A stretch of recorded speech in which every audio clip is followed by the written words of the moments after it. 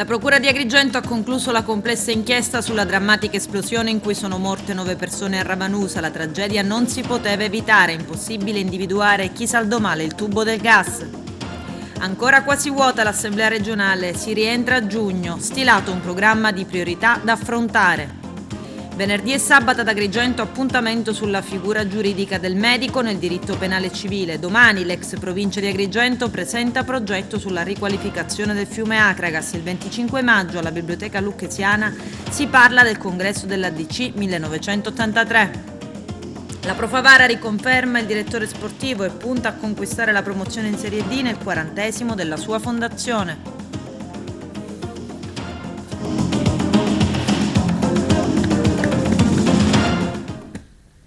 Bentrovati gentili telespettatori al nostro appuntamento con l'informazione. Nel 1988 la rete del gas venne realizzata nel peggiore dei modi dalla Siciliana Gas a Ravanusa. In via Trilussa fu sistemato un raccordo AS costruito con vari tronchetti saldati fra di loro. Una di quelle saldature ha ceduto facendo uscire il gas. Ecco perché sono morte 9 persone nella drammatica esplosione avvenuta l'11 dicembre 2021. La Procura di Agrigento, diretta da Salvatore Vella, ha concluso la complessa inchiesta compiuta da un pool di esperti. Nessuna falla nella manutenzione. La tragedia non si poteva evitare. Impossibile individuare chi saldò male il tubo del gas. Arturo Cantella. Il procuratore capo reggente di Agrigento, dottor Salvatore Vella, ha fatto notificare 2 avvisi di conclusione delle indagini preliminari e ha contestualmente chiesto l'archiviazione del fascicolo per 10 indagati responsabili della società Italgas. Parliamo del caso dell'esplosione di via Tralussa di Ravanusa che l'11 dicembre del 21 provocò 9 morti, fra cui una giovane donna che avrebbe dovuto partorire dopo pochi giorni. L'esplosione sarebbe avvenuta a causa delle gravi carenze nel processo di posa in opera e saldatura del tratto di tubazione del gas. L'avviso di conclusione delle indagini, atto propedeutico alla richiesta di rinvio a giudizio, è stato disposto infine per una persona di 80 anni, responsabile tecnico dell'Amica SRL, un'impresa incaricata dalla committente Siciliana Gas dell'esecuzione dei lavori di posa della tubazione della rete di distribuzione gas a Ravanusa. Quindi per il 76 anni firmatario del collaudo tecnico amministrativo del comune di Ravanusa, nonché direttore dei lavori e firmatario della relazione finale sui lavori di costruzione della rete di distribuzione di primo impianto. Nei loro confronti vengono ipotizzati reati di omicidio colposo plurimo, lesioni colpose e disastro. Con l'avviso di conclusione delle indagini, i difensori avranno ora 20 giorni di tempo a disposizione per visionare gli atti e articolare una prima strategia processuale. Secondo la Procura, le opere di raccordo delle 2 condotte realizzate fra il 1985 e il 1988 sono state eseguite in maniera maldestra, proprio nel tratto di via Trilussa, qualche minuto prima della deflagrazione innescata dall'accensione di un elettrodomestico. Si era verificato un cedimento strutturale e aveva provocato la vasta fuga di gas. La richiesta è stata notificata ai familiari delle vittime che potranno presentare opposizione e quindi chiedere al GIP di non archiviare le posizioni. Ricordiamo le 9 vittime, i 2 superstiti, un bambino che sarebbe dovuto nascere nel giro di poche ore e che invece non ha mai visto la luce. Una tragedia insomma nella tragedia, con 5 palazzine sventrate, altrettante pesantemente danneggiate, un intero quartiere praticamente raso al suolo, con centinaia di persone rimaste senza un tetto. Ancora quasi vuota l'Assemblea regionale siciliana, complice la campagna elettorale per le amministrative. Si rientra a giugno, stilato un programma di priorità da affrontare. C'è il servizio. Nonostante le rimostranze del presidente dell'Assemblea regionale Gaetano Galvagno contro le assenze in aula dei deputati, soprattutto del centrodestra, l'ultima seduta a Sala d'Ercole è stata aggiornata dopo le elezioni amministrative, perché quasi vuota. Il presidente dell'Ars, rammaricato, così si è rivolto ai pochi presenti. Considerando che il 28 e 29 maggio abbiamo le elezioni amministrative e che il 30 e 31 l'Assemblea avrà l'onore di ospitare una riunione della Comunità Europea, vi dico che rinviamo la seduta d'Aula. Vi comunicheremo la data tramite PEC. Il numero di coloro che hanno risposto all'appello non è stato sufficiente a votare nessun provvedimento e così i deputati rientreranno tra gli scranni a giugno, tranne i deputati di Cateno De Luca, ovvero i gruppi Sud Chiama Nord e Sicilia Vera. Come conferma l'ex Iena Ismaele Lavardera, saremo assenti in aula, abbandonando la seduta, almeno finché non sarà calendarizzato il disegno di legge che abolisce l'aumento Istat delle indennità per i deputati regionali. Tuttavia, secondo le intenzioni, i lavori dei deputati proseguiranno fino alla conclusione di luglio e forse della prima settimana di agosto, come annunciato dallo stesso Galbagno. Nel frattempo, il presidente della Regione, Renato Schifani, i capogruppo della maggioranza e i presidenti delle commissioni hanno tracciato un programma sui provvedimenti da sottoporre all'esame di Sala d'Ercole e approvare tra giugno e settembre. Si tratta nel breve periodo dei debiti fuori bilancio, l'istituzione dello psicologo di base, la riorganizzazione del settore estrattivo delle cave, le riforme dei consorzi di bonifica, dei beni culturali, della Polizia Municipale e in particolare il disegno di legge sul ripristino delle province, che è un provvedimento di bandiera per Schifani e per la coalizione di centrodestra, per il quale però sarà necessario un approfondimento preliminare per il riparto delle competenze degli enti intermedi tra comuni e regione. Il Consiglio Comunale di Palma di Montechiaro approva rendiconto 2022 in tempo record. Arturo Cantella. Siamo a Palma di Montechiaro, oggi Consiglio Comunale con diversi e importanti e qualificati ordini del giorno, diversi punti, ecco, ne parliamo direttamente con il Sindaco. Oggi è un Consiglio Comunale importante, per certi versi storico, anche se riguarda una tematica un po' molto tecnica. Oggi per la prima volta nella storia, nel mese di maggio, approviamo il rendiconto dell'anno precedente, che si approva appunto nell'anno in corso. Nello specifico approviamo il rendiconto 22, in una data che rappresenta un unicum nella storia di questo Paese e credo tra i pochissimi esempi nella regione siciliana e nel meridione d'Italia. Quindi ai 4 record di approvazione dei bilanci nei tempi quindi del dicembre dell'anno precedente, adesso finalmente, con un lavoro enorme fatto dalla dottoressa Calabrese, dal segretario comunale e dottore Pieramelusia, dalla segretario dottoressa Di Basi, da tutti gli uffici, siamo riusciti a raggiungere anche questo altro obiettivo importante nella gestione dei conti e della finanza pubblica. Al contempo, così come eravamo stati tra i primi, anzi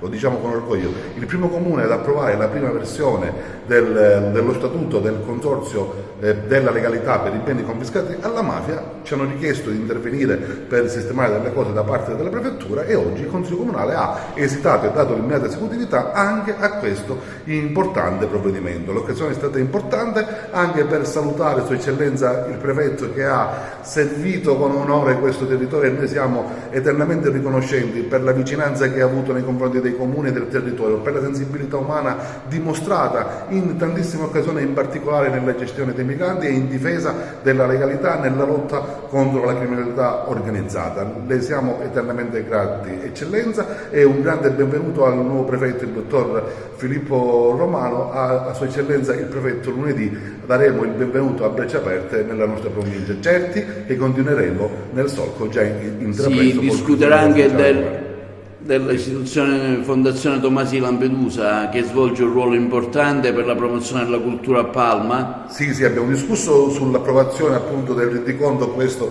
della istituzione Tomasi, che è stato portato in Consiglio Comunale, va avanti l'istituzione Tomasi in questo legame forte con la famiglia Tomasi e il Gattopardo, brillantemente gestita dal presidente Letizia Pace e da tutto il CDA, che è di fatti una fucina incredibile di idee e di iniziative. Il Consorzio per la legalità è importante per il ruolo che svolge nel tessuto sociale. È fondamentale sia dal punto di vista pedagogico che dal punto di vista gestionale, perché dimostra che lo Stato è presente con forza anche nella gestione dei beni confiscati alla mafia. Tra i punti all'ordine del giorno c'è pure l'istituzione Tomasi di Lampedusa, del bilancio, lei è anche consigliere comunale e presidente dell'istituzione. Con quali iniziative in itinere in vista della prossima estate? Veramente sono orgogliosa di presiedere l'istituzione perché credo moltissimo nella cultura e soprattutto l'istituzione con le sue iniziative ha diverse ricadute sul nostro territorio. È una Palma che è ricca di tante cose belle, di monumenti, di storia, ed è giusto metterle in evidenza, far conoscere agli altri questo territorio così ricco e prezioso. Tante sono le iniziative affinché ciò avvenga. L'anno scorso c'è stata la seconda edizione del Gattopardo d'Oro e adesso stiamo organizzando la terza edizione del Gattopardo d'Oro, che si svolgerà il 9 settembre in occasione delle feste settembrine, anche questa volta con attori di rilievo, di notevole importanza, in modo che Palma diventi ancora una volta una vetrina di cose belle e che faccia parlare di sé per questo. Altre iniziative ancora, come il giorno 27 maggio insieme ad altre associazioni si svolgerà la giornata della legalità, con la proiezione di cortometraggi interessanti che riguardano la legalità e non solo, ma anche la bellezza. 5 scosse di terremoto nel nord-est della Sicilia, interessata soprattutto la provincia di Catania, la scossa più forte dopo la mezzanotte alle 12:17, secondo i rilevamenti dell'Istituto Nazionale di Geofisica e Vulcanologia. Il sisma ha avuto epicentro a 37 km di profondità, epicentro a 8 km da Maniace a Catania e a 9 da Floresta a Messina. Dopo questa prima scossa, la terra in provincia di Catania ha tremato altre 4 volte, il sisma più forte alle 3:22, magnitudo 3.2. Secondo i dati dell'Istituto Nazionale di Geofisica e Vulcanologia, il terremoto ha avuto ipocentro a meno di 1 chilometro di profondità ed epicentro vicino ad Acireale. Pochi minuti dopo si è avuta un'altra scossa di magnitudo 2.5 con epicentro poco più a nord, presso Santa Venerina. Nei giorni scorsi un'altra frana ha interessato il territorio di San Fratello. Ecco, vediamo il siciliano sempre a rischio frana? Ahimè, purtroppo il territorio di San Fratello ancora una volta è stato fortemente colpito da un altro evento importante. Questa volta si è trattato di una grande frana di crollo, degli enormi massi che solo per un caso fortuito non hanno arrecato danni molto più gravi di quelli che diciamo, si sono avuti. San Fratello è un po' ormai da tempo il simbolo del dissesto idrogeologico. Nel 1919 ci fu la grande frana, nel 2010 l'altra grande frana che interessò gran parte del centro abitato, oggi accade questo, quindi è chiaro ed è dimostrato che c'è una grande pericolosità del territorio, una grande vulnerabilità di tutte le strutture del centro abitato che abitano nel territorio. Bisogna attivare e mantenere una sorta di monitoraggio costante sul territorio, assicurare che i cittadini che hanno scelto per il legame con quel territorio di vivere lì possano vivere sempre con serenità, con tranquillità, ma su questo occorre appunto uno studio costante, occorre monitorare sia con sistemi di allertamento strumentale. Oggi la tecnologia un po' ci viene incontro anche in questo senso, ma anche attuando anche un ufficio, dal mio parere occorre attuare un ufficio ad hoc proprio che si occupi della gestione costante e della prevenzione e del monitoraggio del territorio di San Fratello. In qualche modo è possibile prevedere in anticipo una frana o un evento simile a quello che si è verificato qualche giorno fa a San Fratello? Allora, San Fratello, come sappiamo, appunto, è fortemente interessato dal dissesto idrogeologico.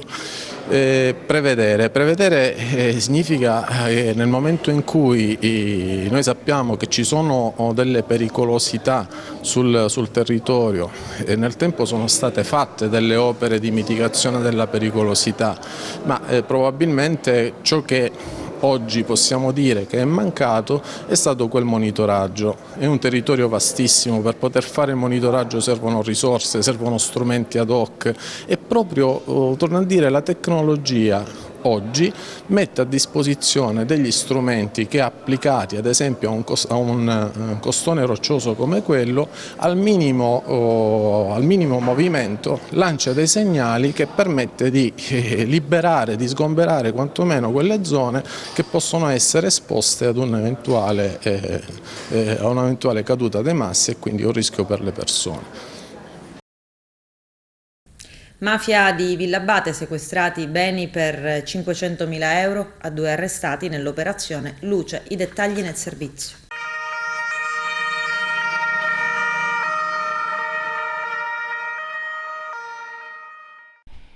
Beni per un valore complessivo di circa 500.000 euro sono stati sequestrati dai carabinieri del nucleo investigativo del comando provinciale di Palermo a Francesco Terranova e Vito Traina.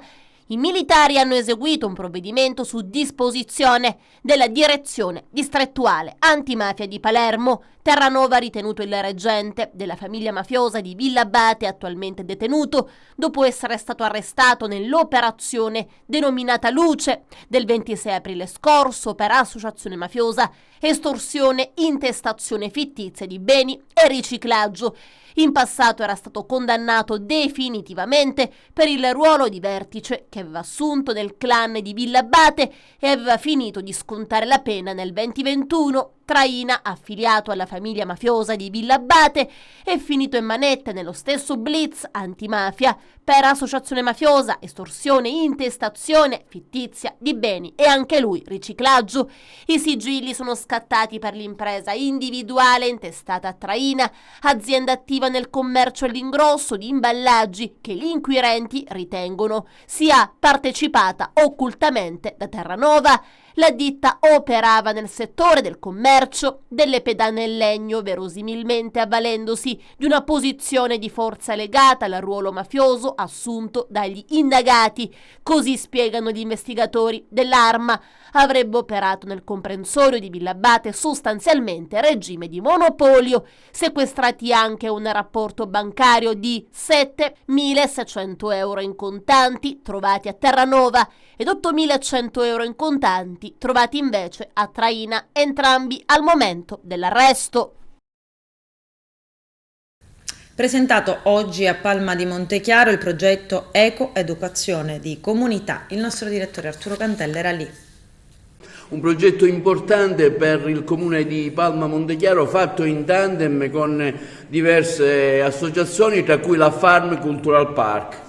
Sì, il progetto nasce proprio per consolidare il rapporto che già si era instaurato con la Farm Cultural ed per cercare in sostanza di creare una rete extracomunale tra Palma di Montechiaro, Favara e Sciacca. Il progetto Eco Educazione di Comunità ha partecipato al bando e comunità educanti del 2020 superando la selezione. Il nostro obiettivo è rinsaldare i legami tra tutte le agenzie quindi formative del nostro territorio, le istituzioni scolastiche, quindi le associazioni e ogni altra agenzia formativa, formale e informale. L'obiettivo è quello di intensificare il rapporto che sussiste quindi con i giovani e nello stesso tempo quindi raggiungere l'obiettivo di riduzione quindi della povertà educativa e nello stesso tempo cercare di formare e concretizzare reti interistituzionali. Allora, quando si parla di comunità educante spesso si pensa solo ed esclusivamente ad ampliare le offerte formative ed educative per i ragazzi. Noi crediamo, ed è quello che stiamo cercando di fare sui territori di Agrigento e Trapani, che comunità educante significa anche ampliare gli spazi civici di partecipazione offerti sia agli educatori, sia agli enti, sia alla pubblica amministrazione, sia ai ragazzi. Quindi costruire delle alleanze di sistema che provano a far capire e comprendere che l'educazione non è una cosa che riguarda solo le famiglie e le scuole, ma una cosa che riguarda tutto il territorio e tutto tutta la comunità. Sì, questo è un progetto promosso dall'impresa sociale con i bambini in ambito del Fondo del contrasto alla povertà educativa. Questa volta abbiamo voluto coinvolgere anche la comunità di Palma di Montechiaro, molto vicina a Favara. È un progetto che vede coinvolti tanti attori, soprattutto locali, che hanno a cuore la crescita e lo sviluppo del nostro territorio e soprattutto dei nostri ragazzi. Il progetto Eco Comunità Educanti nasce dall'esigenza di realizzare e costruire società sostenibili e efficaci che possano coinvolgere l'intera società coinvolgendo tutti gli attori vicini ai bambini e ai giovani, partendo dalla famiglia, non più l'unica responsabile dell'educazione in primis, ma tutti gli attori che sono vicini ai bambini, la scuola, gli amici, che possa essere uno spazio ricreativo. Questo progetto è molto importante, è stato accolto dall'amministrazione comunale, dal sindaco Stefano Castellino con molto orgoglio. Abbiamo condiviso, accolto e partecipato per questa grande progettualità, perché consiste in una riqualificazione degli spazi di un territorio che possono essere più poveri Sono trascorsi 43 anni dal 18 maggio 1980, quando una marcia di migliaia di persone percorse i sentieri dello Zingaro e diede il contributo decisivo per l'istituzione della prima riserva naturale orientata della Sicilia. Vediamo. Sono trascorsi 43 anni dal lontano 18 maggio 1980, quando 2000 persone parteciparono alla marcia pacifica per salvare quella che il 6 maggio 1981 sarebbe diventata la prima riserva naturale in Sicilia. Giunsero da tutta la Sicilia accogliendo l'invito lanciato da molte associazioni, WWF, Legambiente, Italia Nostra, Arci, Club Alpino Siciliano, Associazione Forestali.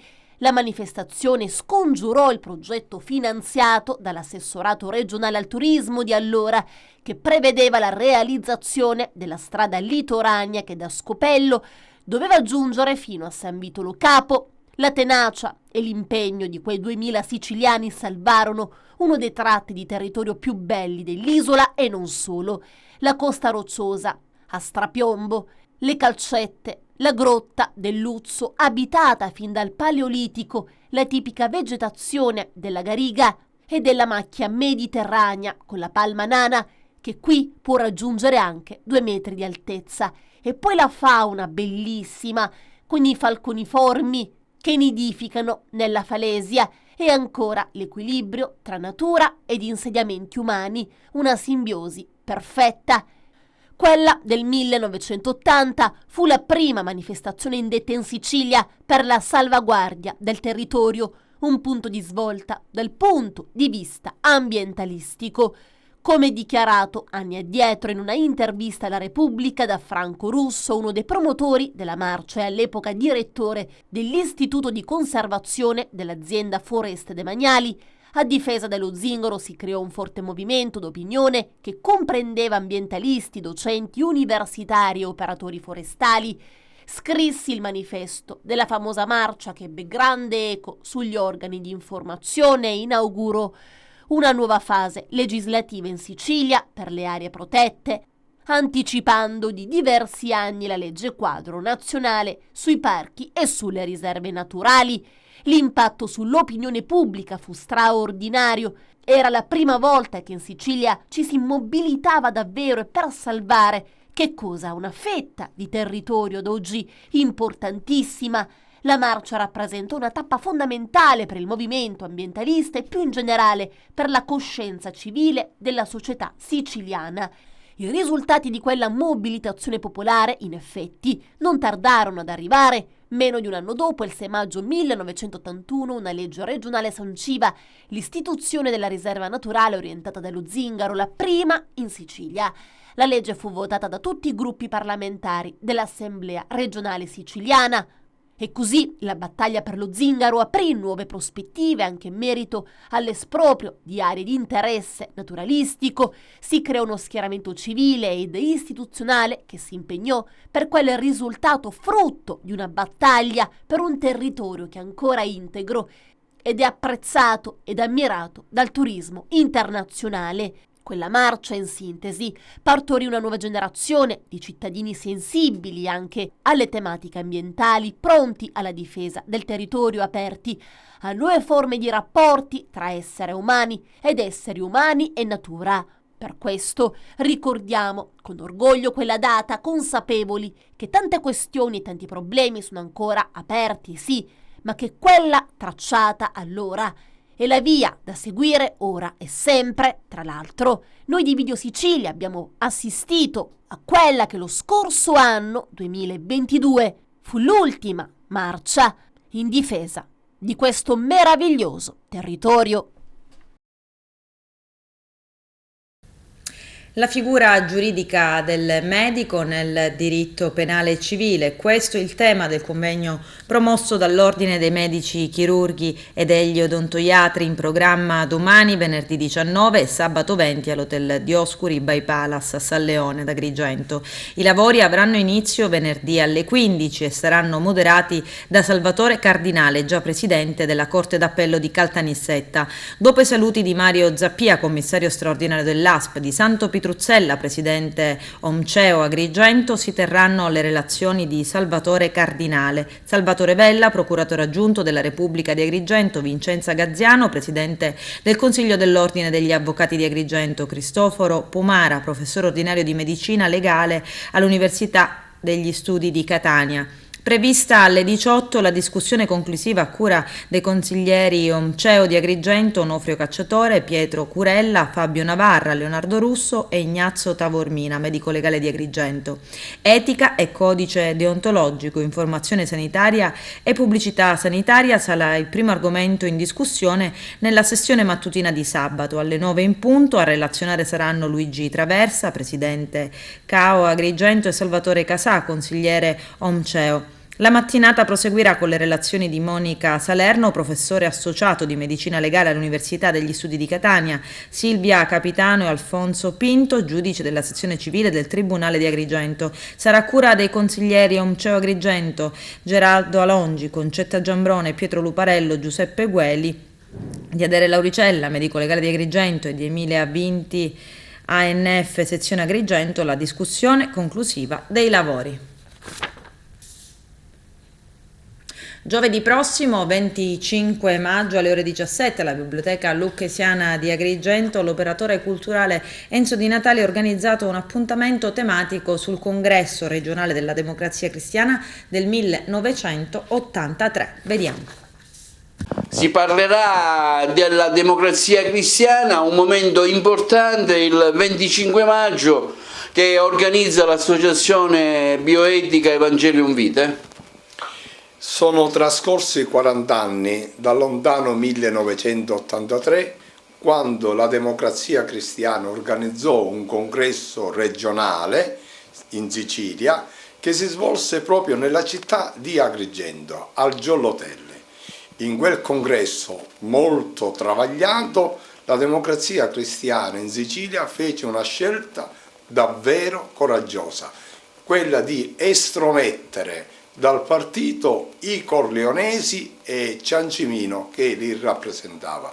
Fu la scelta antimafia che il partito fece, per cui dopo 40 anni come centro di bioetica, come centro studi, noi desideriamo ricordare questa scelta coraggiosa con un convegno studi al quale prenderanno parte buona parte di coloro che furono i protagonisti di quella stagione politica che fecero questa scelta, come dicevo, coraggiosa.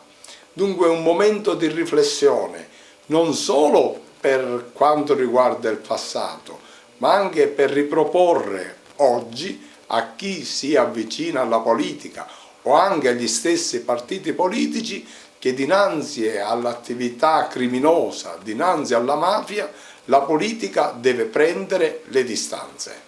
Durante l'assise ci saranno gli interventi di persone qualificate che sono stati proprio alcuni dei protagonisti di quel momento politico. Sì, prenderanno parte Lillo Pumilia, Angelo La Russa, Lillo Mannino, Rino La Planca, Enrico La Loggia, Nuccio Cusumano, per citarne solo alcune, Diego Terrana, Pasquale Amel, che è stato ed è uno storico. Dunque figure, e ce ne saranno altri che prenderanno parte, che sono stati protagonisti di quella stagione davvero difficile. Prenderà parte Gino Laimo. Dunque uomini che hanno avuto questo coraggio di mettere fuori la Democrazia Cristiana. Ricordo un'operazione che in Sicilia fu proprio condotta da Lillo Mannino e da Sergio Mattarella, cioè il nostro attuale Presidente della Repubblica.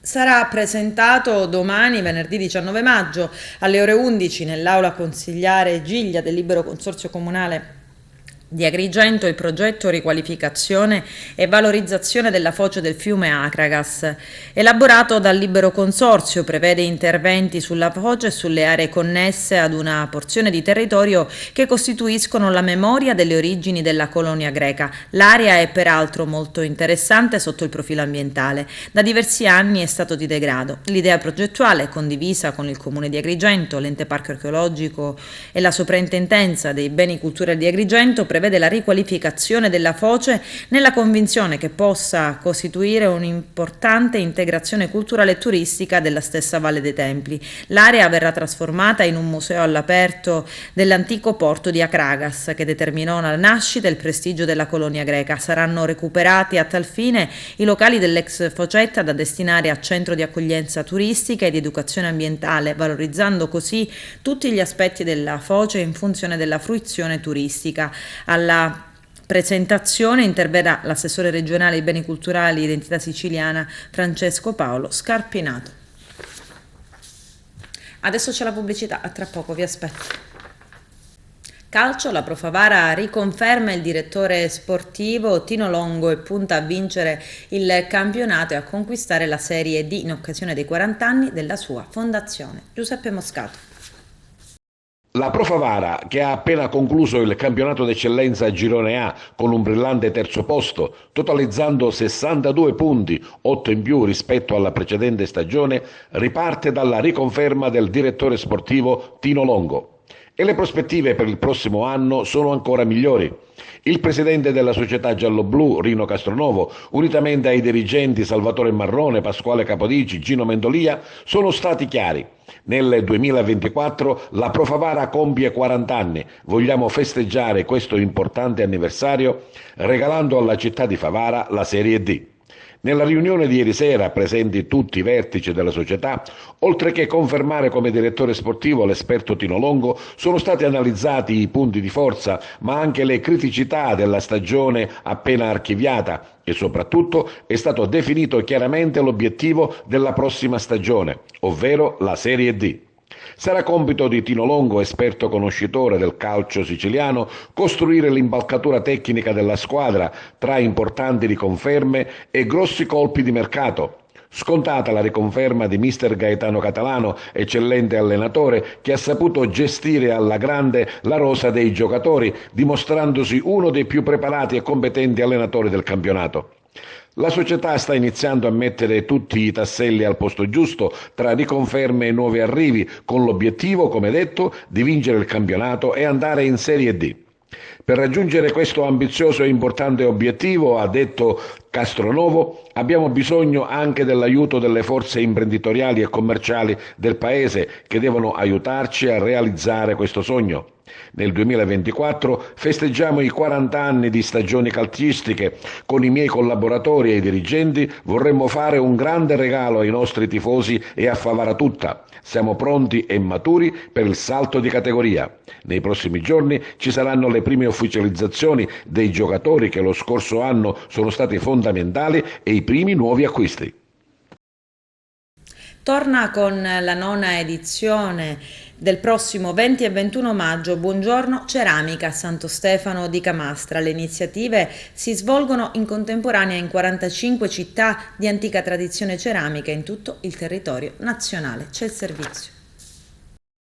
Torna Buongiorno Ceramica, la più grande festa delle arti, con uno straordinario supporto del volontariato, a partire dai laboratori, dagli atelier, dai forni, dalle botteghe, dalle gallerie d'arte. Torna in strada, in piazza, nelle scuole, nei musei, nei parchi, sul mare. In questa nona edizione del prossimo 20 e 21 maggio l'Italia diventa un grande puzzle colorato al quale ogni città d'arte ceramica aggiunge un tassello unico per una festa diffusa, a partecipare nelle forme più diverse ad una insolita esperienza d'arte, ad una mobilitazione che narra di un'Italia creativa. È l'Italia del fatto a mano, della creatività, delle forme e dei colori, lontana da stereotipi e uniformità.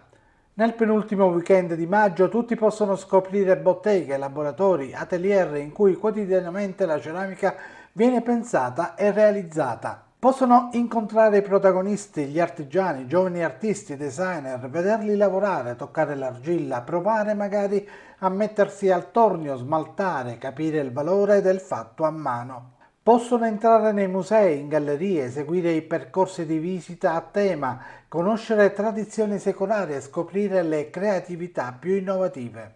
Partecipare a laboratori collettivi o fare piccole sedute di lavoro individuali, fare shopping di pezzi unici, scoprire a tavola quanto è più bello il cibo servito su un piatto artigianale o magari ascoltare musica fatta con strumenti in ceramica, fare la prima colazione della ceramica o prendere il gelato al gusto del ceramista.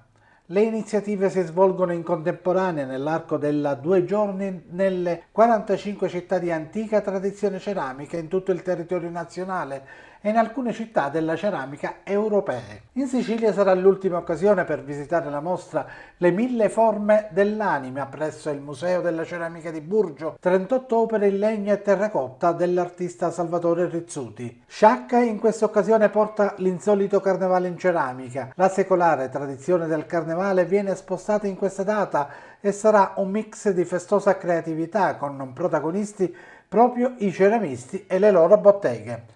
A Santo Stefano di Camastra una mostra dedicata alle straordinarie realizzazioni, frutto della maestria di un gruppo di giovani ceramisti e pittori con disturbi dello spettro autistico, e un intervento di arredo urbano in ceramica. Si tratta di un intervento sulle scalinate pedonali che collegano il centro storico con la nuova area portuale, protagoniste assolute le maioliche di Santo Stefano di Camastra e la pietra dorata di Mistretta, un impareggiabile connubio di arte e natura. Con questo è tutto, termina qui l'edizione del telegiornale. Grazie per la gentile attenzione e per essere stati con noi. A presto!